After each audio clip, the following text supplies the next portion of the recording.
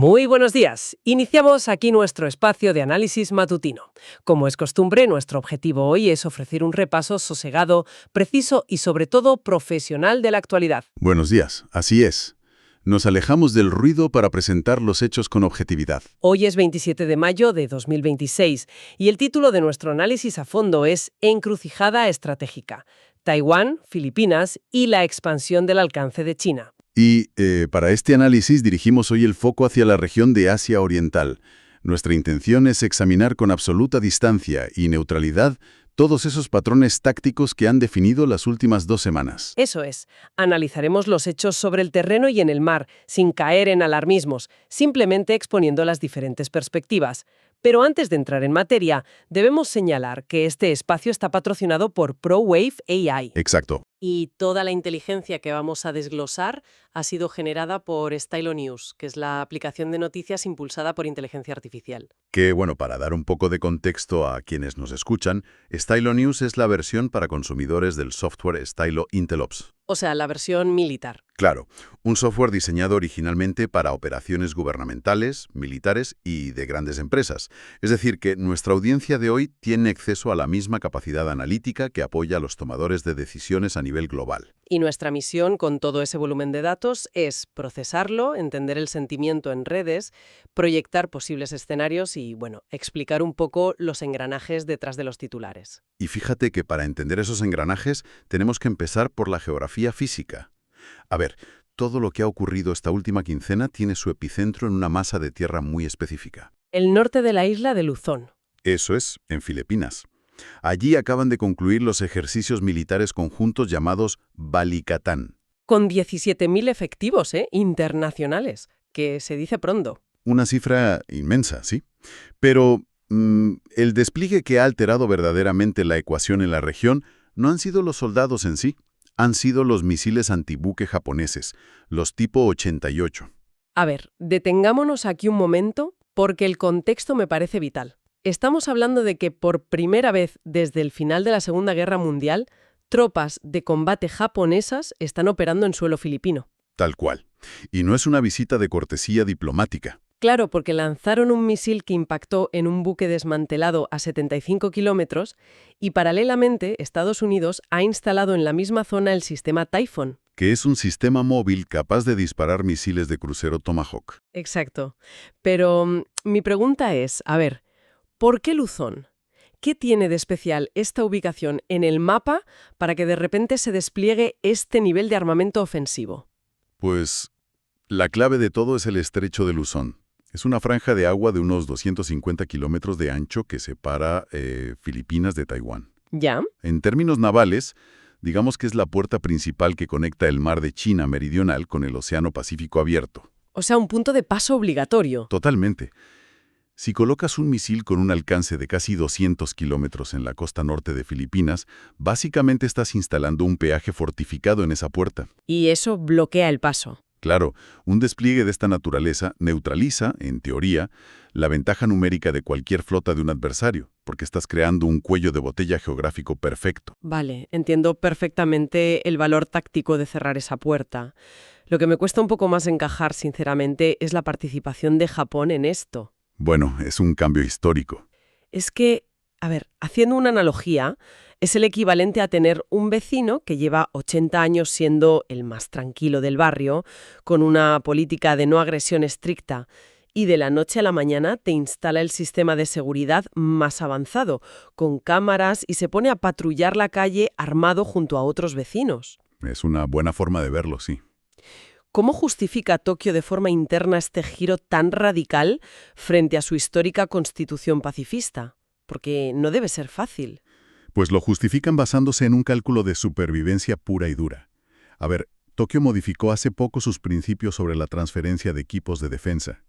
Y lo hizo bajo la premisa de que su seguridad nacional ya no puede garantizarse de forma aislada. Su razonamiento es muy pragmático. ¿En qué sentido? Si la llamada primera cadena de islas, que incluye a Japón, a Taiwán y a Filipinas, se rompe, las rutas marítimas por las que Japón importa el 90% de su energía quedarían bajo control extranjero. Madre mía, el 90%. claro. Por tanto, para Japón, disparar hoy un misil desde Filipinas en unos ejercicios se considera un acto de legítima defensa preventiva. Fíjate en la posición de Filipinas en todo esto, que está liderada por el presidente Marcos Jr. A mí me parece un equilibrismo de vértigo. Desde luego. Porque por la mañana permiten a Estados Unidos y a Japón blindar sus costas con estos misiles, pero por la tarde Manila está presionando urgentemente para firmar un código de conducta regional en el mar de China Meridional. Tus lazos comerciales con, digamos, la otra gran potencia. Pues es una cuerda floja que no se puede mantener de forma indefinida. Lo que busca Manila es establecer lo que los analistas en defensa llaman disuasión erizo. ¿Disuasión erizo? Sí, la idea es que no puedes derrotar a una superpotencia en un combate abierto. Claro. Pero quieres tener las suficientes púas en la espalda para que si alguien intenta aplastarte, le resulte un proceso demasiado doloroso. Qué buena imagen visual, la verdad. Y al mismo tiempo, como decías, dependen del comercio marítimo pacífico. Pero claro, toda esta arquitectura de disuasión erizo no ocurre en el vacío. No, para nada. Toda acción genera una reacción. Al cerrar o amenazar el estrecho de Luzón con estos misiles terrestres, Pekín se ve obligado a reaccionar. Y esa respuesta, desde luego, no se ha hecho esperar. Lo cual nos lleva a la siguiente fase de este tablero, porque esa reacción de la que hablas ha sido una demostración marítima absolutamente abrumadora. Sí, los datos lo confirman. Según la inteligencia que hemos procesado, China ha desplegado más de 100 embarcaciones y están operando desde el Mar Amarillo hasta el Pacífico Occidental y el Mar de China Meridional. Y no solo eso, tenemos reportes de buques chinos operando a menos de 241 kilómetros de la base naval estadounidense en Sasebo, en el propio Japón. Es que es poquísimo margen. Y luego está el grupo del portaaviones chino Liaoning, realizando vuelos tácticos y simulacros de fuego real. O sea, entiendo que desde la óptica de Pekín el despliegue aliado en Filipinas es una provocación directa. Una provocación y un cerco occidental que consideran inaceptable. El Ministerio de Defensa chino ha sido sumamente claro al respecto en sus comunicados. ¿Qué dicen exactamente? Pues han llegado a calificar las acciones de Japón de neomilitarismo y defienden que sus propias maniobras, este despliegue de 100 barcos, son simplemente entrenamientos anuales rutinarios. ¿Amparados por el derecho internacional, supongo? Exacto. Para Pekín, la soberanía sobre lo que ellos consideran sus aguas históricas es innegociable, y afirman que esa red de alianzas que tejen Estados Unidos, Japón y Filipinas es la verdadera fuerza desestabilizadora. Ya, y aquí es donde a mí la situación me parece realmente fascinante a nivel táctico, porque mencionábamos 100 buques, pero hay que hablar de los pesqueros. La flota pesquera, sí. El gran elemento disruptivo. Claro. La Armada china está presente, por supuesto, pero los informes detallan una línea masiva de barcos pesqueros operando cerca de las islas en disputa. Unos 200 en el Mar Amarillo y hasta 600 cerca de las islas Senkaku. 600 barcos. A ver, si el objetivo de Pekín es proyectar poder militar para contrarrestar los misiles Tomahawk, ¿por qué emplear pesqueros de madera en lugar de enviar destructores convencionales? Bueno, ahí reside la genialidad táctica y jurídica de lo que llamamos la zona gris. A ver, explícanos esto de la zona gris, porque es clave. Pues, si tú envías un destructor militar a cruzar una frontera marítima en disputa, activas automáticamente un protocolo de defensa. Claro, es un acto militar. Desencadenas un tratado internacional, o incluso una respuesta armada. Es blanco o negro. Pero, si envías a 600 barcos pesqueros civiles a faenar en esas mismas aguas, rompes por completo el sistema legal de tu adversario. Porque, a ver, ¿quién responde a eso? ¿La Armada o la Policía Costera local? Exactamente. Creas una parálisis institucional. Claro, me imagino la escena y es absurda. Un buque de guerra de $1.000 millones intentando poner multas de tráfico a una flota interminable de pescadores. Es que es eso. Es como un ataque de denegación de servicio en informática, ¿no? Como cuando saturas una página web con millones de visitas simultáneas. Ninguna visita en sí misma es letal, pero todas juntas te tiran el servidor al suelo. Esa es la mecánica exacta de la zona gris.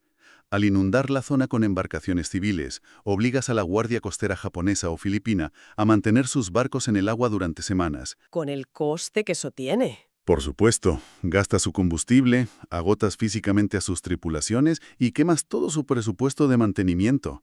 Es una coerción psicológica y financiera enorme.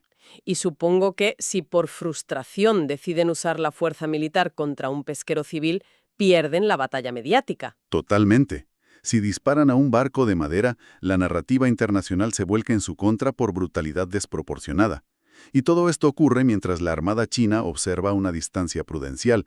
Es puro desgaste sin disparar una sola bala. Bueno, si el mar está atascado en este bucle de desgaste donde nadie puede disparar pero nadie quiere retroceder, es lógico que la presión reviente por el lado diplomático, ¿no? Siempre acaba subiendo los despachos. Y eso nos lleva a las altas esferas, donde se toman las decisiones macro. A la reciente cumbre en Pekín entre el presidente estadounidense Donald Trump y el presidente chino Xi Jinping. Una cumbre que sin duda ha redefinido los límites de la retórica. El presidente Xi fue categórico en su advertencia. Sí, los informes dicen que fue muy duro. Dijo que el manejo inadecuado del tema de Taiwán es una línea roja que podría conducir a un conflicto directo. China no concibe margen de negociación sobre esto. Ya, pero fíjate que, en medio de esta tensión tan palpable, el presidente Trump hizo unas declaraciones sugiriendo su disposición a hablar directamente con el presidente de Taiwán. Con Lai Ching-te, sí, rompiendo la tradicional ambigüedad estratégica de Washington. Y aquí, a ver, yo me pierdo un poco. O sea, por un lado rompes con décadas de política exterior y enfureces a Pekín al decir que hablarás con Taiwán. Y casi a la vez se anuncia que Estados Unidos pausa una venta de armas a Taiwán por valor de 14.000 millones de dólares. Así es. Pero a ver, ¿cómo tiene sentido esto? Subes la tensión diplomática al máximo y al mismo tiempo le cortas el suministro de armas a tu aliado. Parece una contradicción si estás intentando disuadir a China. A simple vista parece una contradicción, claro, si solo miras el mapa del Pacífico. Pero la geopolítica actual es un sistema hiperconectado. La pausa en la entrega de esas armas no es una concesión diplomática de Washington a Pekín. Es una limitación industrial muy severa. ¿Porque no hay capacidad de producción? Exacto. Estados Unidos ha tenido que redirigir municiones críticas, sobre todo proyectiles de artillería pesada, a los conflictos que siguen activos en Oriente Medio. La base industrial de defensa simplemente tiene cuellos de botella y no da abasto. Ah, vale. Aquí es donde todo encaja. O sea, la seguridad nacional de Taiwán ahora mismo no depende únicamente de la voluntad política en el despacho Oval. No para nada. Está encadenada físicamente a la tasa a la que se consume la artillería a miles de kilómetros de distancia. Si un obús se dispara en Oriente Medio, es un obús menos que llega a los polvorines de Taiwán. Es la dura realidad de la cadena de suministro global, que es la que acaba dictando la capacidad de defensa local. Y Pekín lee estos datos con una precisión milimétrica. Supongo que para ellos es una oportunidad de oro. Lo fascinante aquí es cómo China puede instrumentalizar esto. Saben que un retraso de 14.000 millones de dólares no es solo falta de metal y explosivos, es una vulnerabilidad psicológica que van a explotar. Claro, la percepción de abandono. Utilizarán esta pausa armamentista para socavar la confianza de la población taiwanesa en el apoyo estadounidense, sembrando la idea de que ese apoyo es frágil y rehén de otros problemas en el mundo. Pues fíjate que, más allá de los misiles, las cumbres y las fábricas de armas, hay una variable en los informes de hoy que me ha llamado muchísimo la atención. ¿Cuál? Una que ni las superpotencias pueden controlar. El clima. Ah, el clima. El gran olvidado en la estrategia. Sí, actualmente Taiwán se está enfrentando a temperaturas de 40 grados y a un retraso gravísimo en su temporada de lluvias, la temporada Meiyu. Y todo por la actividad de ciclones tropicales.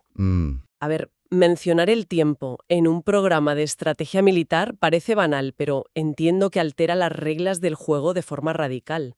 El clima es, históricamente, el arquitecto supremo de cualquier operación militar. Y aquí no hablamos solo de que las tropas pasen calor, hablamos de hidrodinámica pura. ¿Hidrodinámica? A ver, explícanos eso.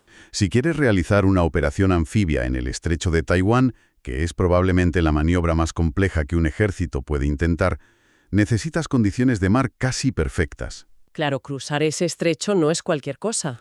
Las lanchas de desembarco tienen el fondo plano. No pueden operar si las olas superan cierta altura. Y si la temporada de lluvia se retrasa o hay una actividad anómala de tifones. O sea que un monzón no es una molestia, es un escudo físico. Literalmente. Hace que cruzar el estrecho sea mecánicamente imposible para una flota de invasión. Da igual la voluntad política o cuántos barcos tengas.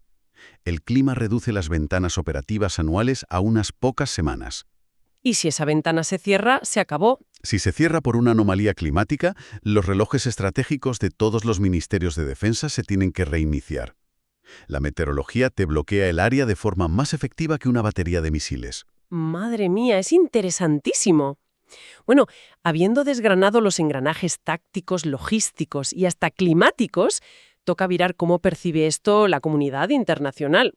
Y aquí entran los datos de OSINT que tenemos. Los datos de inteligencia de fuentes abiertas, sí.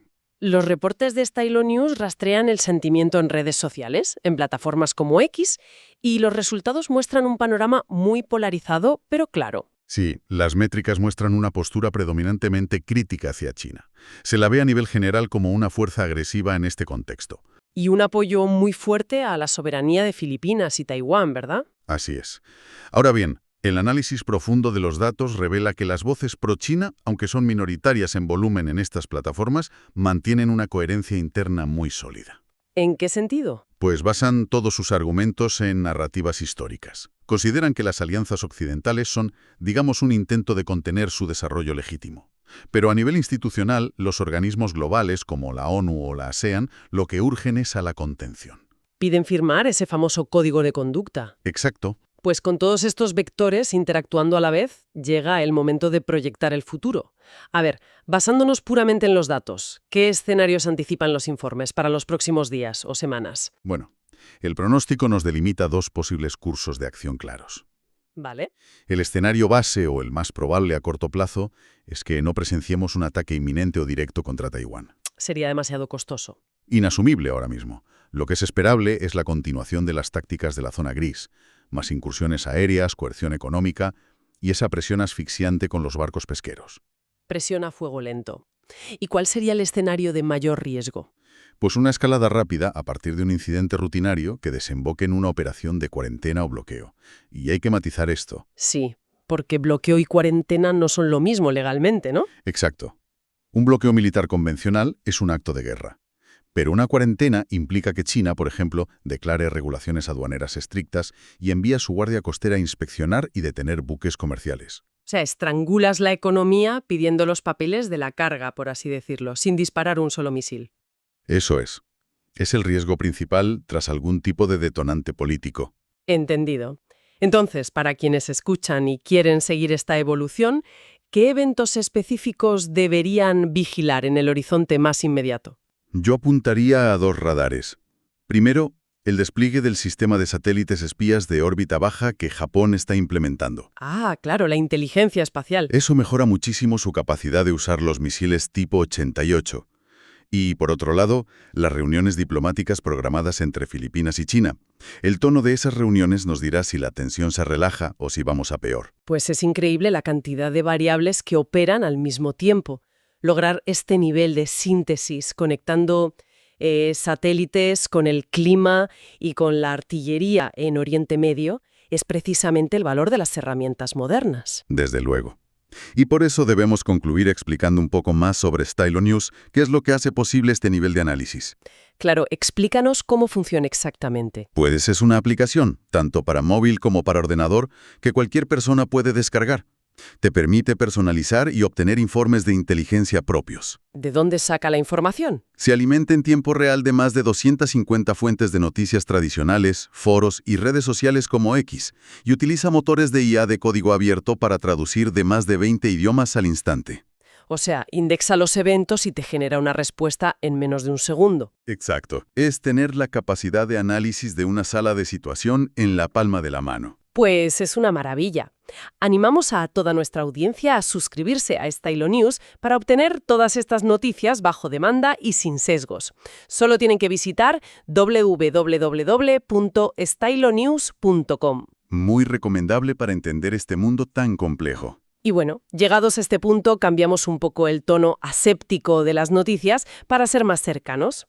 Queremos darles las gracias de corazón a todos por acompañarnos en esta inmersión profunda. Ha sido un placer desgranar todo esto con la audiencia. Ya saben que nos encanta la interacción, así que les invitamos a sugerir temas para futuros análisis a fondo. Y no se olviden de seguir a Stylo News en sus redes sociales favoritas. Pero bueno, antes de irnos... Sí, me gustaría dejar una última idea flotando en el aire. para la reflexión personal de cada uno. A ver, sorpréndenos. Hemos hablado de satélites, de misiles hipersónicos y portaaviones. Sí. Pero, en esta era tecnológica, ¿hasta qué punto podrían los fenómenos naturales incontrolables convertirse en el verdadero árbitro táctico? Fíjate. Pensemos en el retraso de los monzones del que hablábamos, o en un posible Super El Niño, un fenómeno que tiene el poder de alterar por completo los cálculos bélicos de las superpotencias en el Pacífico. Madre mía, la naturaleza dictando la geopolítica. Da mucho que pensar. Bueno, pues con esta reflexión nos despedimos. Gracias por estar ahí y nos escuchamos en el próximo análisis.